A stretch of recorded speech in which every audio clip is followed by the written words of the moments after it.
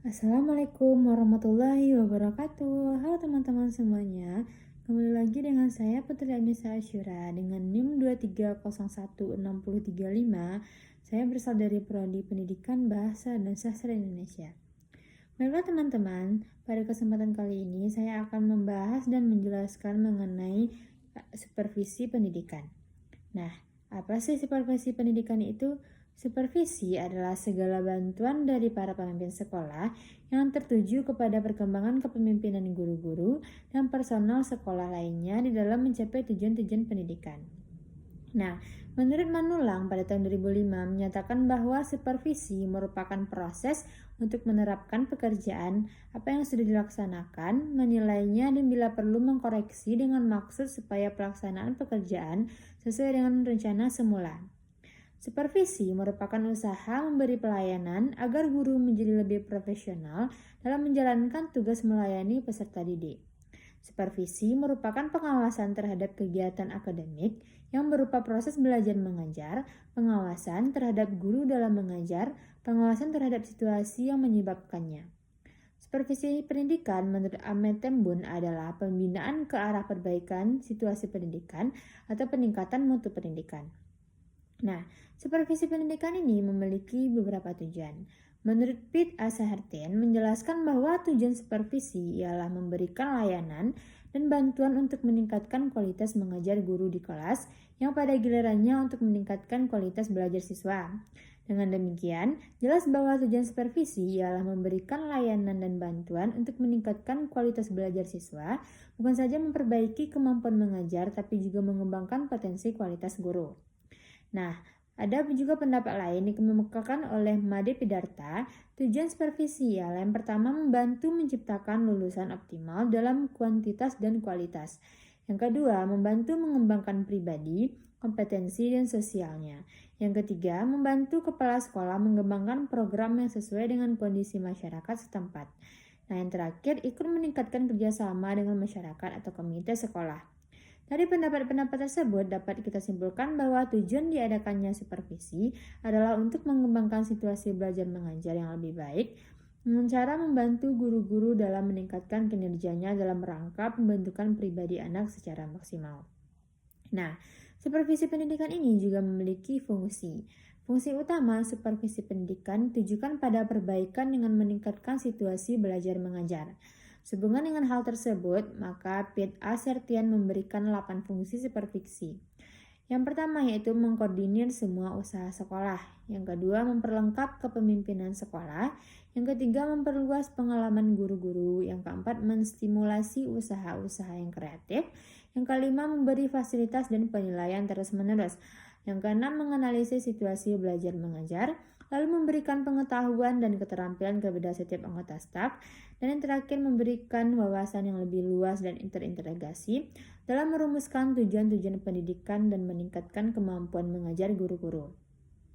Nah, dilihat dari fungsi utama supervisi adalah ditujukan pada perbaikan dan peningkatan kualitas agar sasaran supervisi terlaksana dalam peningkatan kinerja secara efektif, maka kemampuan guru perlu ditingkatkan. Maka fungsi supervisi menurut Ahmed Tembun terdiri dari beberapa bagian. Yang pertama yaitu penelitian. Penelitian yaitu fungsi yang harus dapat mencari jalan keluar dari masalah yang dihadapi. Yang kedua penilaian. Penilaian yaitu fungsi untuk mengukur tingkat kemajuan yang diinginkan, seberapa besar yang telah dicapai, dan penilaian ini dilakukan dengan berbagai cara seperti tes, penetapan standar, penilaian kemajuan belajar siswa, melihat perkembangan hasil penilaian sekolah, serta prosedur lain yang berorientasi pada peningkatan mutu pendidikan.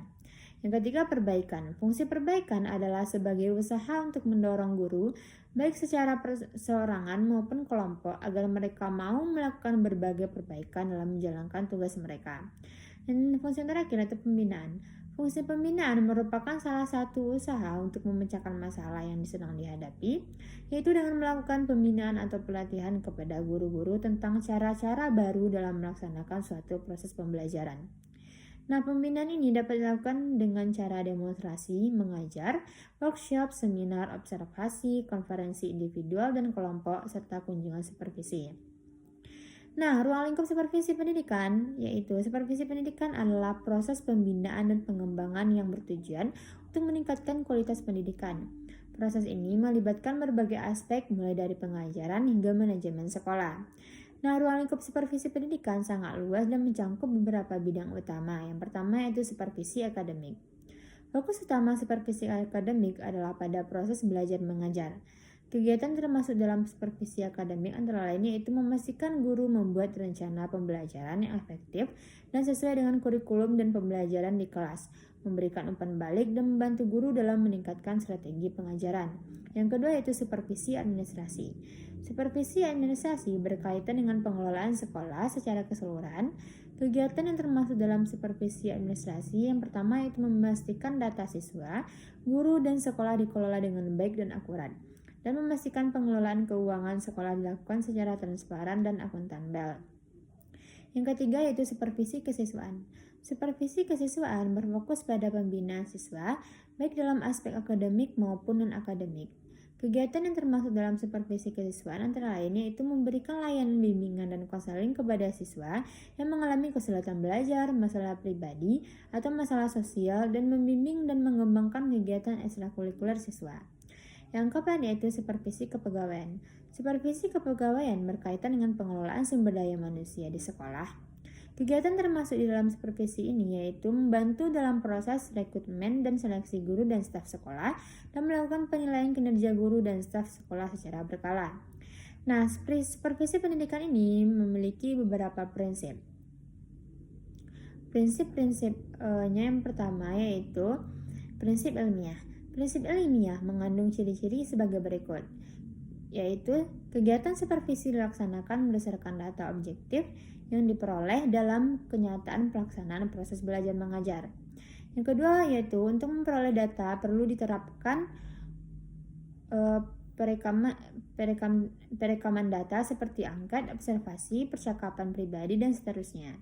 Yang ketiga, setiap kegiatan supervisi dilaksanakan secara sistematis terencana. Nah, prinsip yang kedua yaitu prinsip demokratis. Supervisi dan bantuan yang diberikan kepada guru berdasarkan hubungan kemanusiaan yang akrab dan kehangatan sehingga guru-guru merasa aman untuk mengembangkan tugasnya. Demokratis mengandung makna menjunjung tinggi harga diri dan martabat guru, bukan berdasarkan atasan dan bawahan. Prinsip yang ketiga yaitu prinsip kerjasama, yaitu mengembangkan usaha bersama atau menurut istilah supervisi sharing of idea atau sharing of experience. Memberi support mendorong, menstimulasi guru sehingga mereka merasa tumbuh bersama. Nah, prinsip yang keempat itu ada prinsip konstruktif dan kreatif. Setiap guru akan merasa termotivasi dalam mengembangkan potensi kreativitas kalau supervisi mampu menciptakan suasana kerja yang menyenangkan, bukan melalui cara-cara menakutkan. Nah, pada supervisi ini, peran kepala sekolah juga berperan. Peran kepala sekolah sebagai supervisor pendidikan sangat krusial dalam meningkatkan kualitas pendidikan di sekolah. Kepala sekolah bertindak sebagai pemimpin sekaligus pembimbing bagi para guru dan staf sekolah. Mereka bertanggung jawab untuk memastikan bahwa proses pembelajaran berjalan efektif, kurikulum diterapkan dengan baik, dan tujuan pendidikan tercapai. Tugas-tugas spesifik dari kepala sekolah ini terdapat beberapa bagian, yaitu yang pertama, memberikan bimbingan, dukungan, dan motivasi kepada guru dalam meningkatkan kompetensi dan kinerja mereka. Yang kedua, melakukan evaluasi terhadap kinerja guru, program pembelajaran, dan hasil belajar siswa secara berkala. Yang ketiga, memastikan kurikulum yang digunakan relevan, up to date, dan sesuai dengan kebutuhan siswa. Yang keempat, mengelola sumber daya sekolah secara efektif dan efisien, termasuk anggaran, tenaga pengajar, dan sarana prasarana. Yang kelima, membangun budaya sekolah yang positif dan kondusif bagi pembelajaran. Lalu mengkoordinasikan berbagai kegiatan-kegiatan sekolah, baik akademik maupun non-akademik.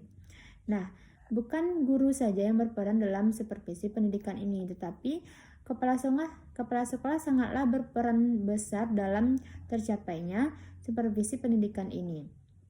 Nah, sekianlah materi supervisi pendidikan dari saya. Semoga apa yang saya jelaskan mengenai supervisi pendidikan ini dapat teman-teman pahami dengan mudah dan dapat bermanfaat bagi teman-teman semua. Apabila ada kesalahan kata, mohon dimaafkan. Sampai jumpa di video selanjutnya. Assalamualaikum warahmatullahi wabarakatuh. Dadah.